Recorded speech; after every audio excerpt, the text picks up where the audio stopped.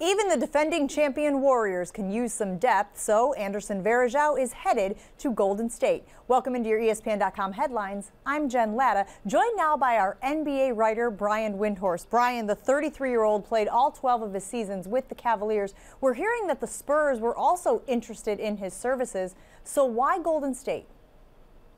Well, because they might be one of the greatest teams in NBA history, and they have probably the best chance for Anderson to win a ring. Also, their backup center, Cestus Ezeli, is out right now with a knee injury, so there are minutes available. Some of the other teams that were interested in Andy, you mentioned the Spurs, Jen, and also the Oklahoma City Thunder. They didn't have as clearly defined of available role, and that was a factor. But more than anything else, Andy would like to have a chance to win a championship, and the defending champs have one of the best records of all time. You can certainly see why he was attracted to that.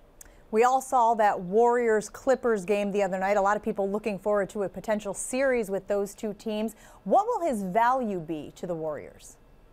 You know, if they're reasonably healthy, I don't think he's going to play a lot. He will be a second or third line player.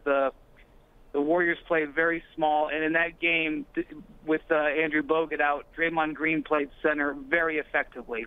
The one thing Andy has done throughout his 12-year career, and will for the rest of his career probably, he brings energy. He's the type of player who comes off the bench and can be very active in short doses.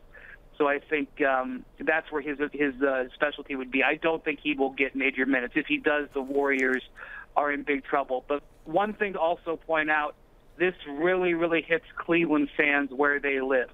It's a very self-loathing and paranoid fan base, and the concept of Anderson Varejao, one of the most beloved players in the history of the franchise, possibly going up against the Cavs in a finals rematch, and the mere thought that he might get a ring by helping the Warriors beat the Cavs is crushing to the egos of Cleveland sports fans.